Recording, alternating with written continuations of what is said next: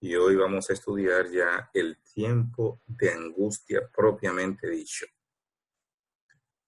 Cuando hablamos del tiempo de angustia, estamos hablando de la época que sigue inmediatamente al fin del tiempo de gracia y que finaliza con la aparición de Jesús en las nubes en ocasión de la segunda venida de Cristo. Se terminó la predicación del Evangelio, todos tomaron una decisión. Cristo sale del lugar santísimo de completar la intercesión por la humanidad. Es un tiempo breve, no es un tiempo amplio, no sabemos exactamente qué tiempo, pero no será mucho tiempo porque es el espacio que va a ocurrir entre la finalización de Cristo en su intercesión, el castigo de Dios a la humanidad rebelde y entonces la liberación del Señor. Casi todas las profecías se han cumplido cuando llega este momento, la predicación concluida, ya ha pasado el zarandeo, ha venido el sellamiento, la lluvia tardía que ha habilitado la iglesia para dar el fuerte pregón y preparar el mundo para la segunda venida de Cristo. Ya todo esto ha acontecido cuando llega el momento del tiempo de angustia. Los eventos que van a acontecer durante el tiempo de angustia. En primer lugar, y el más fuerte y significativo, el que va a primar en toda esta etapa, es el derramamiento de las 7 postreras plagas que registra los capítulos 15 y 16 de Apocalipsis. Los 4 ángeles que tenían los vientos, recuerden que eso es simbólico, 4 ángeles, está hablando de cómo Dios ha estado manteniendo las pasiones humanas controladas hasta que se termina la predicación del Evangelio, y cuando se concluye eso, pues entonces se sueltan esos vientos, los ángeles detienen, el Espíritu de Dios se retira y entonces ya sabemos lo que viene como consecuencia. Continúa la persecución que empezó en el tiempo de angustia previo y se emite el decreto de muerte, que es la última parte en ese proceso de persecución que va a haber contra los hijos y el pueblo de Dios. En el cuadro que tenemos acá, en este diagrama, podemos ver, hoy estamos aquí, en este punto, simbólicamente, entonces vamos al punto del tiempo de angustia previo, que es lo siguiente que viene. Ya hicimos ese estudio ayer, el tiempo de angustia previo, ya vemos qué es lo que va a pasar allí, qué vamos a hacer, las cosas que van a venir, el testimonio en los tribunales de justicia, la preparación que viene en esa etapa y la parte que nos tocará desempeñar. Pero cuando terminemos ya la predicación del Evangelio, que se terminó el fuerte pregón, el siguiente punto que vamos a ver es el derramamiento de las 7 postreras plagas. Y ese mismo tiempo es el tiempo de angustia. Y la última parte en ese proceso es el decreto de muerte. Vamos a ir en detalles y volveremos sobre este diagrama con más detalles un poquito más adelante. En Primeros Escritos, página 279, dice: vi entonces que Jesús, quien había estado oficiando ante el arca de los 10 mandamientos, dejó caer el incensario y alzando las manos exclamó en alta voz: consumado es. Termina Cristo su intercesión. Es importante, muy importante que podamos nosotros mirar qué momento es que Cristo pronuncia consumado es. El problema del pecado no terminó en la cruz. El problema del pecado termina cuando Cristo concluye su intercesión en el santuario celestial. ¿Y dónde podemos corroborar eso? ¿Dónde podemos aprender eso? Eso lo aprendemos en el santuario.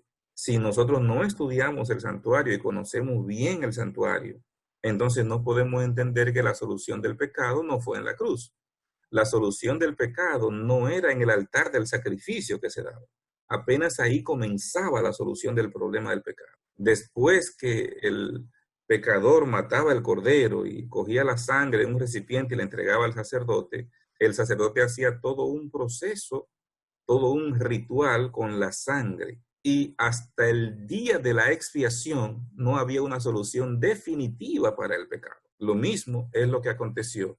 La primera fase del proceso de la solución del pecado fue la muerte de Cristo. Pero Cristo iba a entrar en el santuario celestial, en el lugar santo, en el lugar santísimo, iba a ser un proceso de intercesión, y ese proceso de intercesión se está llevando a cabo todavía. Cuando Cristo lo concluya, es que ya solucionó definitivamente el problema del pecado. Y entonces ya Cristo va a salir de su intercesión. Los 4 ángeles sueltan los vientos de las pasiones humanas y comienzan a caer las 7 postreras plagas sobre la tierra. Vi que 4 ángeles iban a retener los vientos mientras no estuviese hecha la obra de Jesús en el santuario, y que entonces caerían las 7 postreras plagas. Primeros Escritos, página 36. Apocalipsis 12:12 nos ayuda a entender que ese va a ser un tiempo difícil. Declara: por lo cual, alegraos cielos y los que moráis en ellos. Ay de los moradores de la tierra y del mar, porque el diablo ha descendido a vosotros con gran ira, sabiendo que tiene poco tiempo. Ya concluyó el periodo de intercesión, así que lo que les resta a la humanidad es muy cortito tiempo. Es poco lo que viene y la ira se va a desatar de una manera extraordinaria, como nunca antes lo habíamos contemplado. Dice El conflicto de los siglos, página 681. Espantosas son las escenas que provocaron esta exclamación de la voz celestial. La ira de Satanás crece a medida que se va acercando el fin, y su obra de engaño y destrucción culminará durante el tiempo de angustia. Ya no más. Entonces, ahora viene sin precedentes. Y noten que el texto dice: la ira de Satanás crece a medida que nos acercamos al fin. Más y más. Cada vez más terrible la ira y más desastres y más problemas en la medida que nos vamos acercando a la última parte ya de la historia de la humanidad. Ejerce su poder en todos los lugares y bajo 1000 formas, en las desgracias y calamidades de mar y tierra, en las grandes conflagraciones, en los tremendos huracanes, en las terribles tempestades de granizo, en las inundaciones, en los ciclones, en las mareas extraordinarias y en los terremotos. Destruye las mieses casi maduras, y a ellos siguen la hambruna y la angustia. Propaga por el aire emanaciones mefíticas, y miles de seres perecen en la pestilencia. Estas plagas irán menudeando más y más y se harán más y más desastrosas. No son las 7 plagas todavía. Son las formas como el enemigo va a sembrar destrucción en la humanidad, a sembrar dolor. La destrucción caerá sobre hombres y animales. La tierra se pone de luto y se marchita. Desfallece la gente encumbrada de la tierra. La tierra también es profanada bajo sus habitantes, porque traspasaron la ley, cambiaron el estatuto y quebrantaron el pacto eterno. Ya las personas rechazaron al Señor. Ya no hay gracia, ya no hay misericordia, ya se aparta el Espíritu de Dios. No hay quien convenza de pecado, de justicia y de juicio. Entonces, en ese periodo, en esa etapa, como nunca antes, vamos a ver todos esos desastres multiplicados, como nunca en la historia de la humanidad. Registrada en las últimas décadas, está devastando 6 países de África Oriental, lo que pone en riesgo la seguridad alimentaria de millones de personas, informó este lunes la Organización de Naciones Unidas. Esta plaga migratoria puede desplazarse hasta 150 kilómetros al día y es capaz de devastar los cultivos rápidamente. Hasta el momento, los países afectados son Kenia, Etiopía, Somalia, Djibouti, Eritrea y Uganda. Además, existe la preocupación de que se propague por Sudán del Sur y Tanzania. De acuerdo a Mark Lowcock, secretario general adjunto de Asuntos Humanitarios de la ONU, en promedio, una nube de langostas de 1 kilómetro cuadrado puede contener entre 40 y 80 millones de estos insectos, que son capaces de consumir en un solo día alimentos suficientes para alimentar a 35.000 personas al día. Durante una reunión informativa especial sobre la situación que enfrentan estos países africanos, el mismo Lowcock informó que en el norte de Kenia se ha registrado una nube de langostas de aproximadamente 2.400 kilómetros cuadrados, la cual es capaz de devorar suficientes alimentos para alimentar a 84 millones de personas en un solo día. Bueno, esta plaga, y así le llaman los medios de comunicación, una plaga de langostas que está afectando 6 países de África desde febrero de este año, en el 2020. ¿Cuántas cosas están pasando en el 2020? Este es un año que nos está ayudando a mirar hacia arriba y saber que es poco lo que queda para la humanidad. Me llama la atención que ahora en el mes de mayo hay otra plaga de langosta que está afectando a China. Pueden buscar la información. Ellos están tratando de ver cómo buscan patos que se comen estas langostas. Están buscando miles de patos y llevándolo a la zona para ver cómo pueden controlar un poco esta plaga de langostas y fumigando y buscando la manera de controlarlas. Millones y millones y millones de langostas. Esta que está afectando a África son una inmensidad tan enorme, una nube de langostas que puede consumir hectáreas y lo está haciendo en 6 países de África. Es terrible. Y la ONU dice que no tiene recursos para poder controlar esa cantidad tan enorme de langostas y está buscando ayuda para poder hacer el control completo. Todavía está activa esta plaga en África, pero hay una nueva que no es la misma que surgió ahora en China.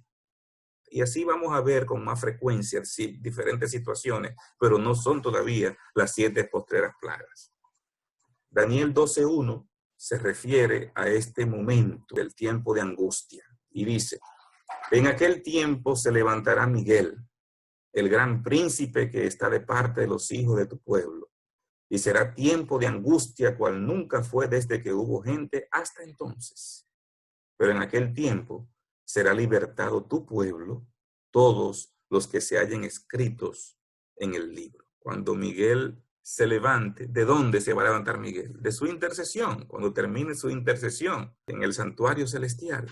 Entonces será un tiempo de angustia, dice el texto, cual nunca fue desde que hubo gente hasta entonces. No está alarmando la palabra de Dios, simplemente está diciendo cómo van a ser las cosas cuando se retire el Espíritu de Dios de la tierra. ¿Cómo van a ser las cosas cuando ya no haya misericordia? Porque las cosas que hemos estado mirando en el mundo siempre vienen con la mezcla de la misericordia de Dios. Pero cuando ya no tengamos esa misericordia, imagínense cómo van a ser las cosas. En el conflicto de los siglos, página 671, la paciencia de Dios ha concluido. El mundo ha rechazado su misericordia, ha despreciado su amor y pisoteado su ley. Los impíos han dejado concluir su tiempo de gracia. Desamparados ya de la gracia divina, están a merced de Satanás, el cual sumirá entonces a los habitantes de la tierra en una gran tribulación final. Como los ángeles de Dios dejen ya de contener los vientos violentos de las pasiones humanas, todos los elementos de contención se desencadenarán. El mundo entero será envuelto en una ruina más espantosa que la que cayó antiguamente sobre Jerusalén. Destrucción es lo que viene para la humanidad completa durante ese tiempo. La persecución se encarniza todavía más. En la página 680 sigue diciendo la inspiración profética: el tiempo de angustia, cual nunca fue desde que hubo gente, se iniciará pronto, y para entonces necesitaremos tener una experiencia que hoy por hoy no poseemos y que muchos no pueden lograr debido a su indolencia. ¿Cuál es la experiencia que necesitamos tener que todavía hoy por hoy no poseemos? Es una relación de dependencia completa de Dios. Es una intimidad con Dios que nos ayude a nosotros a poder mantenernos en ese momento firmes y adelante. Si nosotros podemos ir logrando esa dependencia, esa relación, esa intimidad con el Señor, entonces vamos a estar en el proceso del sellamiento y de la lluvia tardía, que dijimos que son procesos similares, que lo que buscan es ya prepararnos y habilitarnos para que podamos soportar en el tiempo de angustia. Entonces es muy importante que podamos nosotros ir cumpliendo cada uno de esos aspectos que Dios quiere que podamos tener en esa dependencia de Él para podernos habilitar para esta etapa.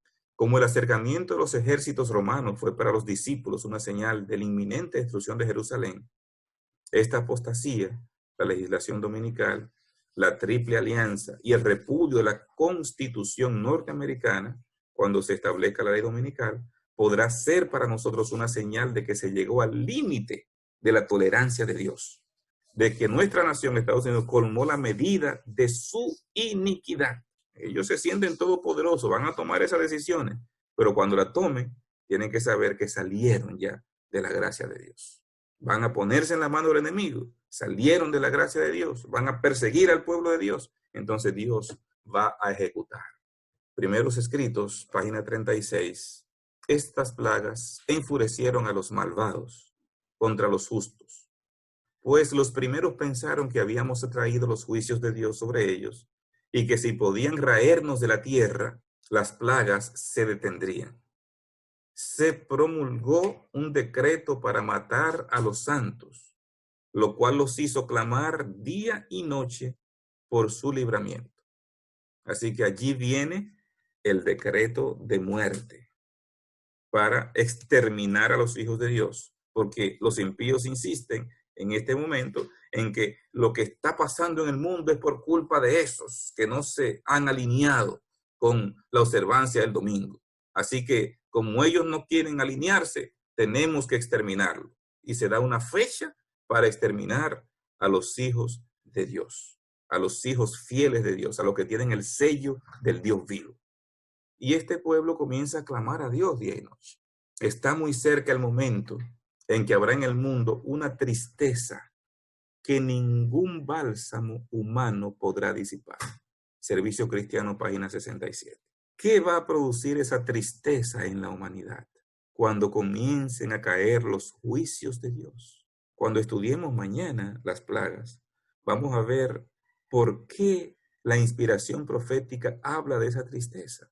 Cuando esas plagas caigan, ¿cómo van a ser? ¿Cuáles son sus características? ¿Qué va a afectar? O sea, es terrible lo que viene para la humanidad en el tiempo de las 7 postreras plagas. Se da entonces este decreto de muerte para exterminar, similar a lo que pasó en el tiempo de Esther, con una fecha, con un día, con una hora, para exterminar a los judíos. Así mismo va a ser ahora para exterminar al pueblo de Dios. Primeros Escritos 282 dice: vi después que los magnates de la tierra consultaban entre sí, y Satanás y sus ángeles estaban atareados en torno de ellos. Vi un edicto del que se repartieron ejemplares por distintas partes de la tierra, el cual ordenaba que si dentro de determinado plazo no renunciaban los santos a su fe peculiar y prescindían del sábado para observar el primer día de la semana, quedaría la gente en libertad para matarlos y después que los eliminen,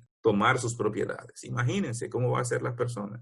Donde quiera que viva un hijo de Dios, ellos van a querer ir para tomar esas propiedades y van a exterminarlo. Eso le va a dar luz verde a mucha gente que no tienen temor de Dios, simplemente para exterminar completamente, acabar, raer y ocupar entonces esas propiedades libremente. Porque así mismo fue en el tiempo de Esther, si ustedes notan cómo fue ese periodo. Repasemos entonces los procesos durante el tiempo de angustia. El tiempo de angustia previo, todavía hay gracia, pero cuando se termina la gracia comienza el tiempo de angustia propiamente dicho, que es el mismo tiempo de las 7 postreras plagas. Dentro del tiempo de angustia, la última parte de ese tiempo de angustia va a ser lo que se conoce como el tiempo de angustia de Jacob. El tiempo de angustia de Jacob, vamos a hablar sobre eso en breve, va a ser la última parte que va a comenzar con el decreto de muerte. Cuando se dé el decreto de muerte, es el punto de partida para lo que llamamos el tiempo de angustia de Jacob. Y entonces, al final del tiempo de angustia de Jacob, el pueblo clamando, rogando, pidiendo a Dios, más que nunca, entonces viene la liberación del pueblo de Dios. Vamos a ver entonces una vez más un diagrama.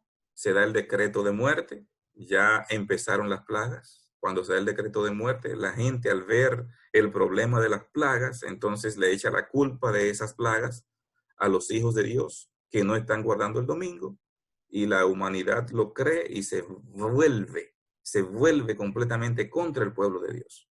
Cuando se da ese decreto de muerte, entonces es lo que da el punto de partida para el tiempo de angustia de Jacob, que termina con la liberación de los hijos de Dios. ¿A qué llamamos el tiempo de angustia de Jacob? ¿Qué etapa es esa?